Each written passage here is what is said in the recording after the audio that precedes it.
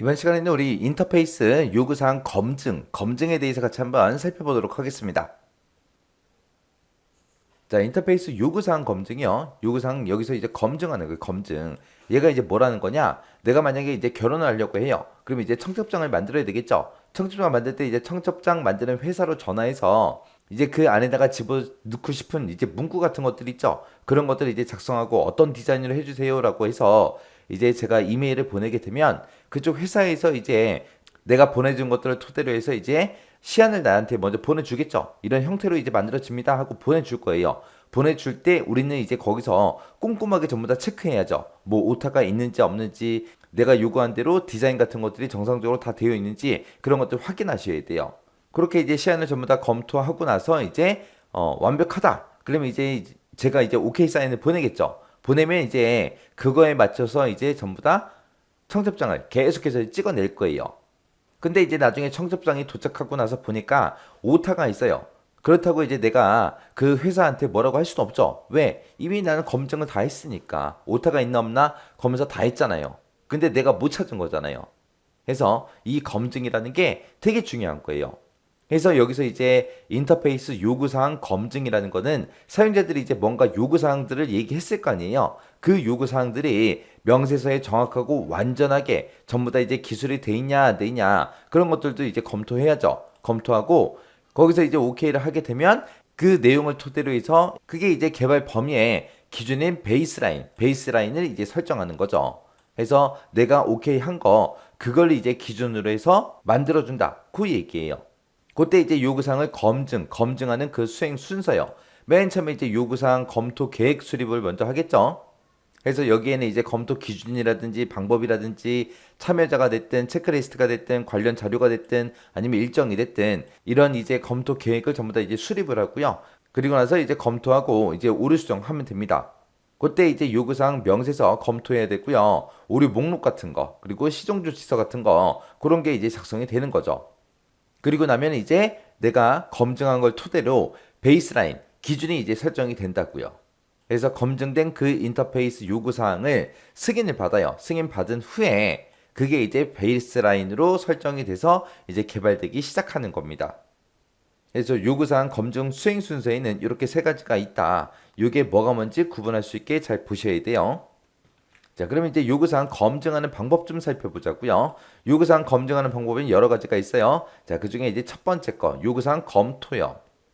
얘는 이제 요구사항 그 명세서에 오류가 있나 없나 확인하고요. 표준 같은 것들을 이제 준수했는지 그 여부 같은 것들, 그런 거 이제 검토해요. 해서 결함 여부가 있나 없나, 결함이 있나 없나, 그런 것들을 이제 검토하는 그 담당자들이 있겠죠. 그 사람들이 이제 수작업으로 그렇게 이제 분석하는 방법을 보고 요구사항 검토라고 합니다. 그때 이제 요구사항 검토할 때는 방법이 세 가지가 있어요. 동료 검토라는 게 있고, 워크스루라는 게 있고, 인스펙션이라는 게 있고, 이렇게 세 가지가 있습니다. 동료 검토라는 거는 요구사항 명세서 작성한 사람이 있을 거 아니에요. 그 작성한 사람이 그 명세서 내용을 전부 다 이제 직접 설명을 합니다. 설명하게 되면 말 그대로 동료들이 그거를 이제 들어요. 들으면서 이제 거기에 대해서 결함이 있냐 없냐 이제 발견하는 그런 형태를 보고 우리가 동료 검토라고 합니다. 그 다음에 이제 워크스루라는 거는 요구사항 명세서 있죠? 그 요구사항 명세서를 미리미리 배포를 해요. 배포를 해서 사전에 이제 각각 사람들한테 검토를 하라고 미리 얘기를 합니다. 그러면 여러 사람들이 이제 사전에 미리 검토하고 나서 그 사람들이 이제 모여서 짧게 이제 검토 회의를 해요. 해서 이제 결함을 발견하는 그런 형태. 그걸 보고 우리가 워크스루라고 하고요. 인스펙션이다라고 하게 되면 인스펙션이라는 거는 요구사항 그 명세서를 작성한 사람 있죠? 그 사람 말고 다른 이제 검토 전문가들한테 결함을 찾아주세요. 그렇게 해서 이제 결함을 발견하는 그 형태를 보고 우리가 인스펙션이라고 그렇게 이제 부릅니다. 그래서 요구사항 검토 방식에는 동료 검토가 있고요. 워크스루가 있고 인스펙션이 있고 이렇게 세 가지가 있어요. 그 다음에 이제 프로토타이핑이요. 프로토타이핑이다라고 하게 되면 얘는 이제 말 그대로 견본품을 만들어서 최종 결과물을 예측하는 그 방법을 보고 우리가 프로토타이핑이라고 하는 거고요. 테스트 설계다라고 하게 되면 요구사항은 이제 테스트할 수 있도록 그렇게 이제 작성이 돼야 돼요. 그래서 이거를 위해서 우리가 테스트 케이스를 생성해서 요구사항이 이제 현실적으로 테스트 가능한지 안 한지 그걸 이제 검토하는 방법이고요. 그 다음에 케이스 도구 활용이라는 거는 일관성 분석을 통해서 우리 요구사항 변경사항 같은 것들을 추적하고 분석하고 관리하고 표준 준수 여부를 이제 확인하는 그런 방법을 보고 우리가 케이스 도구 활용이라고 합니다. 이렇게 이제 요구사항 검증하는 방법에는 이렇게 여러 가지가 있어요. 자, 그러면 이제 그때 요구사항 이제 검증을 할 때 주요 항목 좀 보자고요. 자, 우리 인터페이스 이제 요구사항 검증의 주요 항목들이요. 여기에 보게 되면 이제 완전성이라는 것도 있고 일관성도 있고 명확성도 있고 기능성이라는 것도 있고 검증 가능성이라는 것도 있고 추적 가능성, 그다음에 변경 용이성하고 이렇게 이제 7가지가 있습니다. 완전성이라는 건 말 그대로 사용자들이 이제 요구한 그 요구사항들 모두 다 이제 누락되지 않고 완전하게 전부 다 반영이 됐냐 안 됐냐, 누락이 있냐 없냐, 그거 이제 따지는 게 우리 완전성이고요.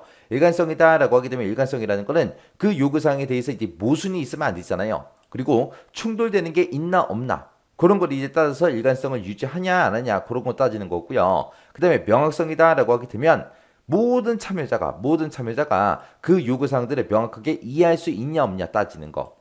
그 다음에 이제 기능성이다라고 하게 되면 기능성은 말 그대로 기능에 대한 거예요. 사용자들의 이제 요구사항을 어떻게 처리할래? 그거보다는 무엇에 이제 중점을 두고 있냐. 그걸 이제 따지는 게 이제 기능성이고요. 그 다음에 이제 검증 가능성이라는 거는 검증할 수 있냐 없냐 따지는 거죠. 그래서 요구사항이 사용자 요구를 모두 만족하고 그리고 개발된 그 소프트웨어가 사용자 요구사항과 일치하는지 안 하는지 그 이제 검증하는 거. 그게 이제 검증 가능성이요. 그 다음에 이제 추적 가능성이요. 말 그대로 추적 되냐 안 되냐 그거 따지는 거예요. 요구사항 명세서가 됐든 설계서가 됐든 이런 것들을 이제 추적할 수 있냐 없냐 그거 따지는 게 추적 가능성이 있고요. 변경 용이성이라는 건 말 그대로 변경이 쉽게 되냐 그거 따지는 거죠. 그래서 요구사항 그 명세서에 변경이 이제 쉽도록 그렇게 이제 작성이 되냐 그거 따지는 게 이제 변경 용이성이요. 그래서 여기 나온 이 주요 항목 7가지는 그렇게 뭐 어려운 내용은 없어요. 그래서 주요 항목에 어떤 것들이 있는지 알고 지나가셔야 돼요. 그냥 이 인터페이스 검증의 주요 항목 그러면 그냥 한마디로 얘기하면은 기록이 이제 꼼꼼하게 잘 작성돼 있냐 안 돼 있냐 따지는 거예요. 자, 이렇게 해서 이제 인터페이스 요구사항 검증에 대해 살펴봤어요. 여기서는 이제 요구사항 검증하는 방법 그리고 검증 항목에 어떤 것들이 있는지 그거 살펴보고 지나가시기 바랍니다.